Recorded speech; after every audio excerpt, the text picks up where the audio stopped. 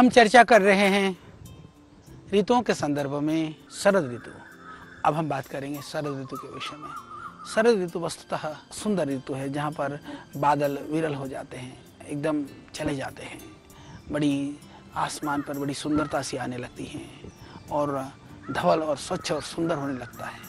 चंद्रमा की किरणें भी जो है बहुत ही अधिक प्रभावशाली दिखाई देने लगती हैं, स्वच्छ और स्निग्ध दिखाई देती हैं, मन को बड़ा आनंद प्रदान करती हैं। उस समय पर नदियां हैं, झीलें हैं, तालाब हैं, ये बहुत सुंदर सुंदर दिखने लगते हैं। जल जो है सूर्य के ताप और चांदनी के प्रभाव से स्वच्छ हो जाते हैं और उस समय पर वनस्पतियों में, औषधियों में अम्ल रस की अधिकता पाई जाती है, तो बहुत सुंदर हो जाता है।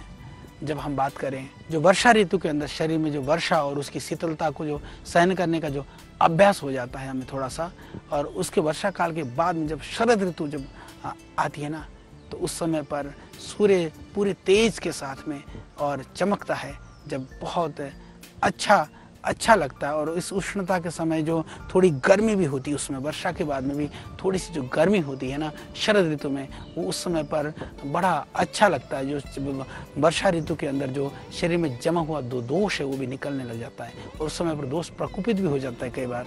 इसीलिए वर्षा ऋतु में जो दोष कई बार प्रकोपित नहीं होता है, वह शरद ऋतु में प्रकोपित हो जाता है। इसके लिए हमको ध्यान रखना है कि इस ऋतु में रक्त दूषित होने की पूरी संभावना रहती है, जैसे कि जिनको पित्त आदि पैदा होना, एसिडिटी वगैरह होती है, या रक्त के रोग जैसे बुखार होना, फोड़े फुंसियाँ हैं, या स्किन की प्रॉब्लम है, गंडमाला है, खुजली है, ये सब भी होने की संभावना रहती है। वर्षा में तो होती ही होती है, बरसात के बाद में शरद ऋतु में भी ये होने की पूरी संभावना रहती है।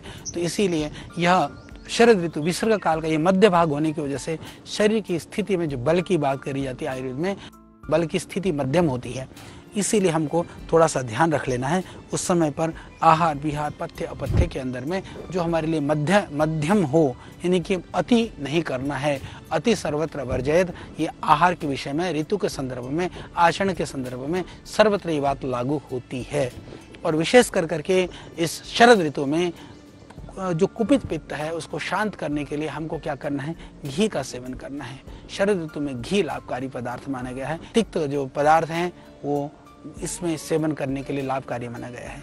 परंतु यदि देखा जाए तो इस समय पर जो मीठी चीज़ें हैं, हल्की चीज़ें हैं, सुपाच्य चीज़ें हैं, ठंडी चीज़ें हैं और जो पेय हैं उनको उपयोगी माना गया है।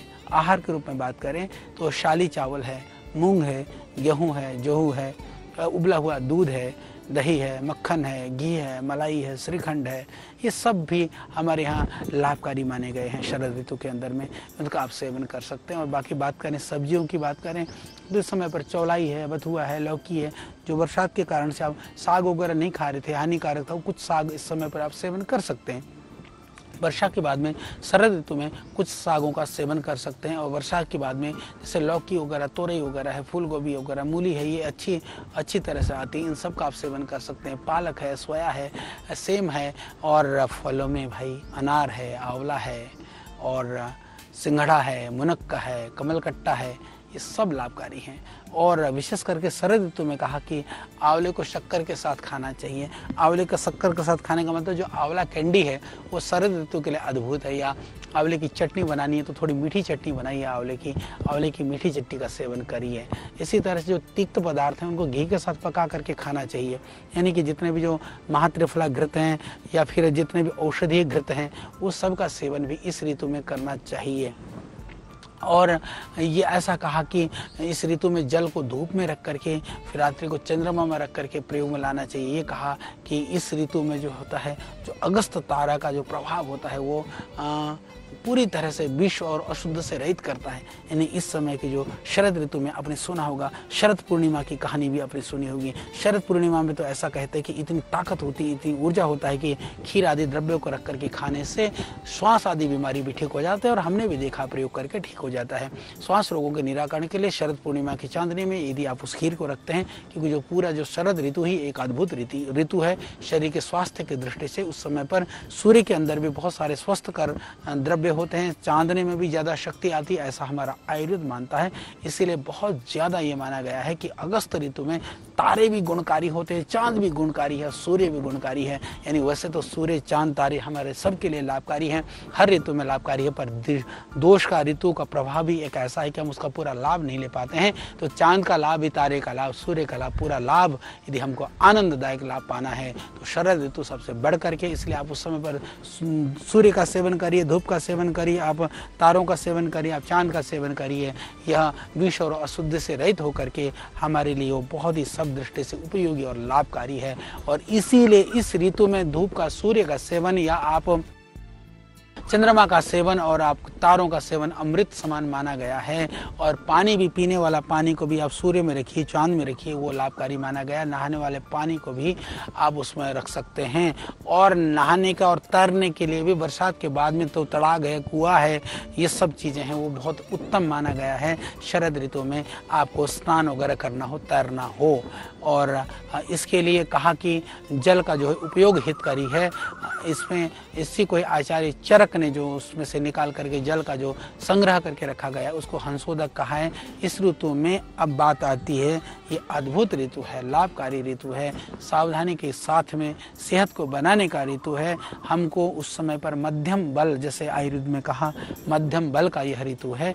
तो अब आइए हम रसायन की बात करते हैं। रसायन में जैसे मैंने पहले कहा कि इस ऋतु में जो रसायन के लिए हम हरड़ की हम बात कर रहे थे, कदाचित कुप्यते माता नो कदाचिन हरिता की, तो कभी जो प्रकोपित नहीं होता, कभी हमसे नाराज नहीं होता, पर उसमें अत्यंत गुण यदि आपको चाहिए शरद ऋतु के लिए, हरड़ का चूर्ण में उसमें शहद, मिश्री या गुड़, यानी कोई मधुर द्रव्य के साथ में गुड़ मिला लीजिए, मिश्री मिला लीजिए, शहद मिला लीजिए, किसी के साथ भी इसका हरड़ का 1 चम्मच हरड़ का सेवन आप कर लीजिए। इससे जो क्या होगा, ये रसायन का काम करेगा, शरीर को हृष्ट पुष्ट बनाएगा, रोग से मुक्त करेगा। पूरे ऋतु में आप सेवन कर सकते हैं। ये कुपित पित्त को और दूषित रक्त को शांत करने के लिए लाभकारी है। इसके लिए इसके साथ में आप थोड़ा सा विरेचन करें, क्योंकि जो वर्षा में जो दोष प्रकोपित हुआ है, संचित हुआ है, उसको निकालने के लिए दस्तावर औषधि का प्रयोग करिए। रक्त मोक्षण भी, क्योंकि कई बार कीड़े मकोड़े काट देते हैं, फोड़े फुंसी हो जाता है बरसात में, उस समय पर रक्त मोक्षण कर करके रक्त निकालने की चिकित्सा करनी चाहिए आयुर्वेद के हिसाब से। और अनेक रोगों से इस ऋतु में फिर बचा जा सकता है। और इस ऋतु में कहा कि जिस तरह से वसंत ऋतु में पुष्प खिलते हैं, इसी तरह से शरद ऋतु में भी हमारे को उस समय पर भी नए नए पुष्प खिलते हैं। उन पुष्पों का, आभूषणों का धारण करना, उनका प्रयोग करना बहुत लाभकारी माना गया है। मैंने आपको कहा कि रात्रि के समय पर चंद्रमा का आनंद लीजिए। शरद का चंद्रमा अद्भुत होता है। चंद्रमा की किरण वहाँ पर बैठने से, घूमने से, सोने से स्वास्थ्य पर बहुत ही अद्भुत अच्छा प्रभाव पड़ता है। अब हम बात करेंगे कि शरद ऋतु में हमको क्या खाना, नहीं खाना है, अपथ्य आहार विहार, किन चीज़ों से बचना है।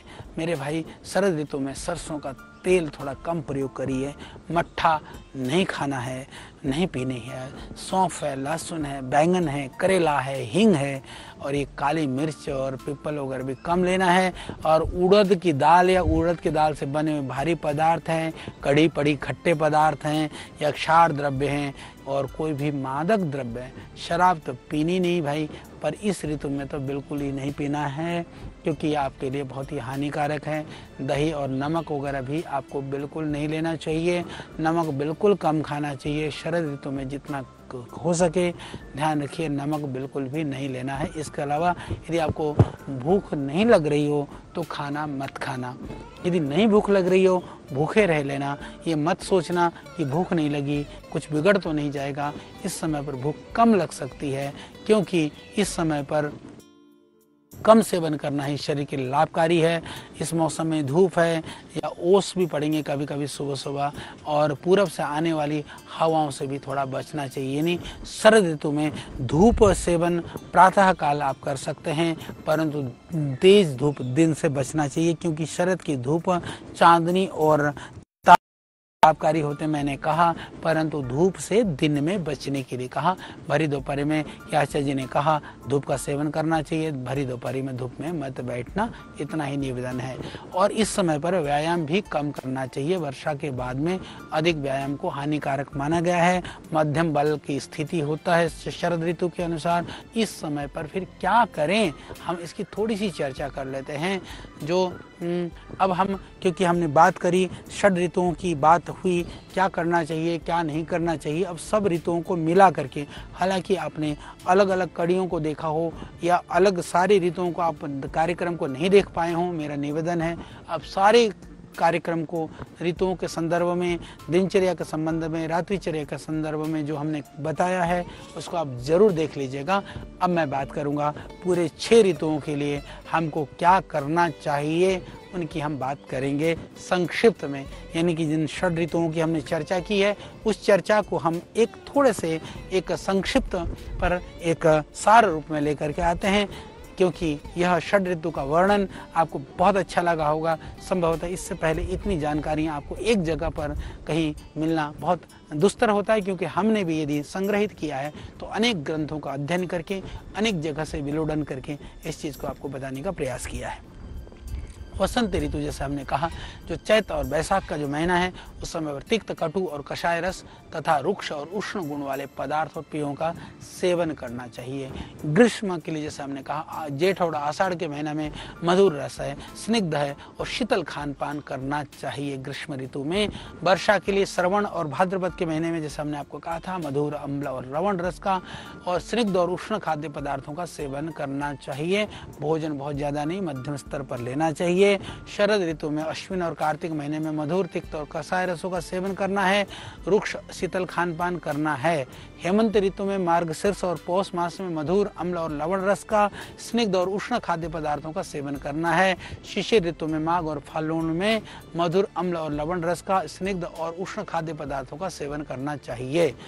वैसे तो सभी 6 ऋतुओं में 6 रसों का सेवन तो करना चाहिए, परंतु ऋतु विशेष में इन उपर्युक्त रसों का, द्रव्यों का सेवन विशेष रूप से सावधानी पूर्वक करना चाहिए और जो लाभकारी द्रव्य हैं उनका अधिक मात्रा में सेवन करना चाहिए, क्योंकि हर द्रव्य में षड रस होते ही हैं, किसी में कम, किसी में ज़्यादा, किसी में एक द्रव्य के रस की अधिकता होती है। तो उसीलिए आपको ध्यानपूर्वक, सावधानी पूर्वक इसको करना चाहिए।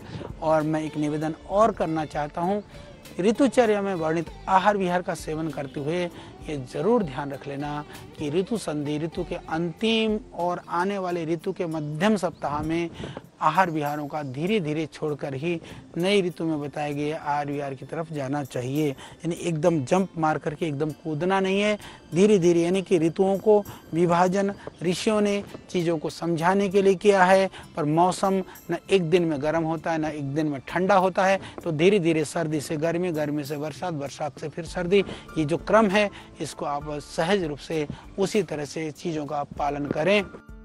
एकदम आहार को ना त्याग करें, न एकदम आहार का ग्रहण करें, एकदम ना छोड़ करके धीरे धीरे आहारों का जो है ग्रहण करने का प्रयास करें, क्योंकि जो असात में होता है, जो प्रतिकूलता की स्थिति जब बन जाती है तो रोग उत्पन्न होता है।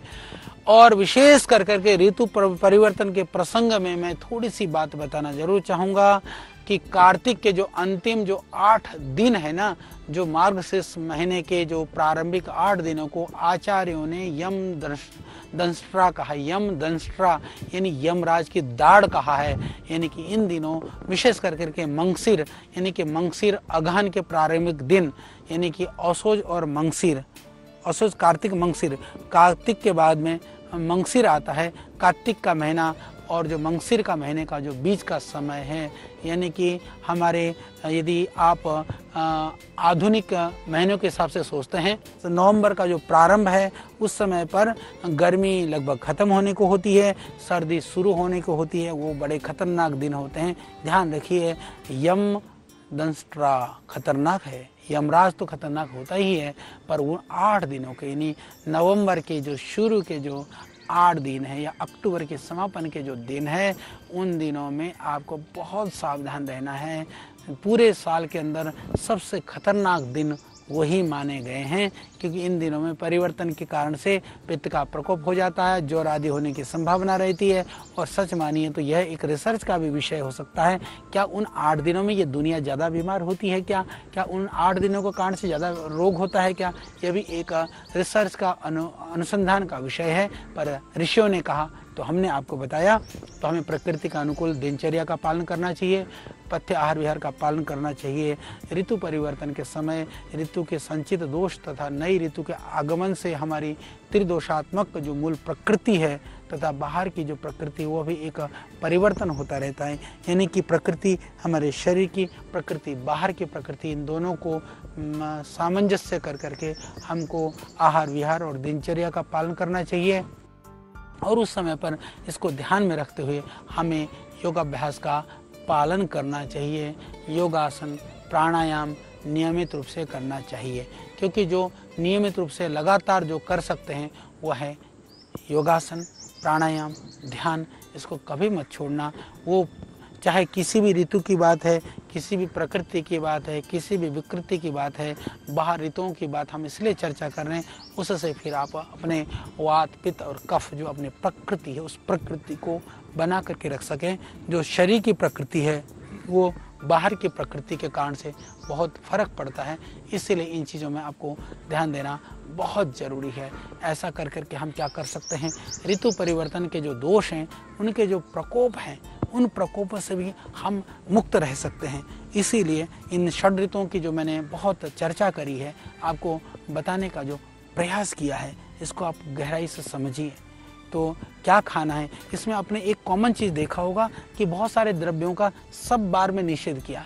कुछ द्रव्यों का हर ऋतु में सेवन के लिए कहा है, कुछ द्रव्यों का ऋतु विशेष में सेवन के लिए कहा है। ये 3 तरह से आप विभाजन कर सकते हैं। तो उन द्रव्यों को हम ज़्यादा सेवन करें जो सारे 6 ऋतुओं में जिनको खा सकते हैं, जो हल्की चीज़ें हैं, जो प्राकृतिक चीज़ हैं, ताज़ा भोजन है या जो अनाज हैं या प्राकृतिक फल हैं, इनका सेवन हर ऋतु के लिए पथ्य माना गया है। और बहुत सारे द्रव्य ऐसे भी हैं हर रोग में भी पथ्य माने गए हैं। तो इसका आप ज़्यादा ध्यान रखिए। जो विशेष करके जो 12 महीने सेवनीय द्रव्य हैं उनको आप प्राथमिकता पर ले लीजिए। ऋतु के अलग अलग ऋतुओं के हिसाब से जो सेवनीय द्रव्य हैं उसको सेकेंडरी अपनी आवश्यकता में ले लीजिए। जो निषेध वाले द्रव्य हैं उनसे आप बचने का प्रयास करिए। यदि आप 3 चीज़ कर लेंगे तो आप बीमार या तो होंगे नहीं, यदि बीमार हो भी गए हैं तो आपको ठीक होने में इससे मदद मिलेगा आपको, इससे आप जल्दी से स्वस्थ हो पाएंगे। इसके अतिरिक्त जो विशेष बात है कि जैसे आपने देखा कि षड ऋतुओं में व्यायाम आदि के लिए एकदम निषेध नहीं है।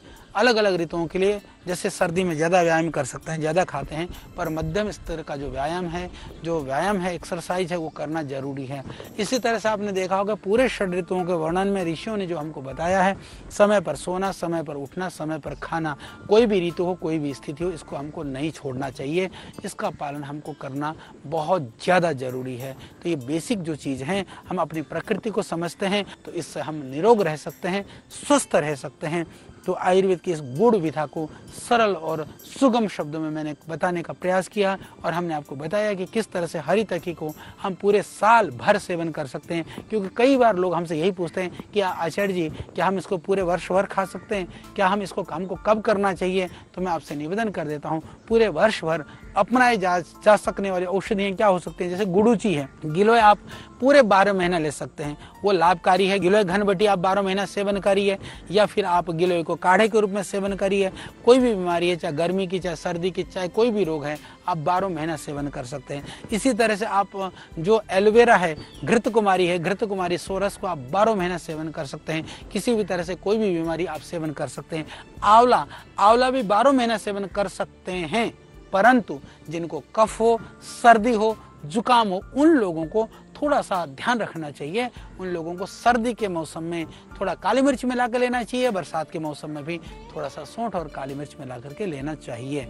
इसी तरह से बहुत सारे द्रव्य ऐसे हैं जो आप थोड़ा सा चाहें तो 12 महीना, जैसे हमने बताया कि हल्दी है या मेथी है, सौंठ है, हल्दी का सेवन भी आप उचित मात्रा में, कच्ची हल्दी 12 महीना आप ले सकते हैं। परंतु सौंठ वगैरह गर्मी में ही आपको नहीं लेना चाहिए, थोड़ा सा कम मात्रा में लेनी चाहिए, सर्दी में ले सकते हैं। जैसे खाने में भी, जैसे हमने बताया कि जैसे प्याज है, प्याज आप पूरे 12 महीना ले सकते हैं यदि आप सेवन करते हो। तो लहसुन है, लहसुन को आप गर्मी में थोड़ा कम सेवन करना चाहिए, सर्दी में आप सेवन कर सकते हैं। तेल आदि, घृत आदि, घी है, मक्खन है जिसको नवनीत कहते हैं, जो बना हुआ नया जो मक्खन है उसका सेवन आप लगभग 12 महीना कर सकते हैं। दूध का सेवन रोग विशेष की स्थिति को छोड़ करके 12 महीना आप सेवन कर सकते हैं, बशर्ते कि वह दूध शुद्ध होना चाहिए। ड्राई फ्रूट्स में भी जैसे मुनक्का है, अंजीर है या किशमिश है, इन सब का सेवन आप 12 महीना कर सकते हैं। बादाम का सेवन भी भिगो करके 12 महीना सेवन कर सकते हैं। परंतु काजू है या भारी जो गरिष्ठ छुआरे हैं, खजूर हैं, इनका सेवन आप सर्दी में कर सकते हैं, गर्मी में आपको नहीं करना है। तो ये साधारण सी लगने वाली विशेष बात का जो वर्णन है वो हमने आपको बताया। आपको संभवतः सारी चीज़ जरूर समझ में आई होंगी। यदि कोई चीज़ छूट गई हो, कोई चीज़ समझ में नहीं आई हो, तो अगले प्रकरण के अंदर भी हम इन विषयों को लेकर के विशद और गहन चर्चा करते रहेंगे। अभी आहार का प्रकरण और आने वाला है, आहार की हम वहाँ बहुत विस्तृत चर्चा करेंगे। अभी हमने आहार की चर्चा तो की, अभी हमने आहार को ऋतु के अनुसार चर्चा की है, आहार को प्रकृति के अनुसार हमने चर्चा की है। पर आहार कैसे खाएं, कौन कौन से के साथ क्या क्या चीज़ खाएं, किसके साथ क्या नहीं खाना है, कौन कौन से द्रव्य हमारे लिए लाभकारी हो सकते हैं, कौन सी चीज़ें गुणकारी हो सकती है, इसकी भी हम चर्चा करेंगे। इसके अतिरिक्त फिर हम किस तरह से हम अपने रोगों को पहचान सकते हैं, जान सकते हैं, इस तरह से अनेक चर्चा को, अनेक बातों को लेकर के हम आपके बीच में उपस्थित रहने वाले हैं। तो आप लगातार हमसे जुड़े रहिएगा। हम इस आयुर्वेद को हम जैसे प्राचीन काल में यह हर एक परिवार के लिए आवश्यक विद्या थी, हर एक परिवार बेसिक आयुर्वेद को समझता था, उसी स्थिति में हम इस देश को और इस दुनिया को पहुंचाने के संकल्प के साथ में इस कार्यक्रम को लेकर के हम आपके बीच में हैं। तो आज हमें विदा दीजिए, फिर अगली कड़ी में अगली जानकारियों के साथ हम होंगे आपके बीच में। तब तक के लिए प्रणाम। ओम।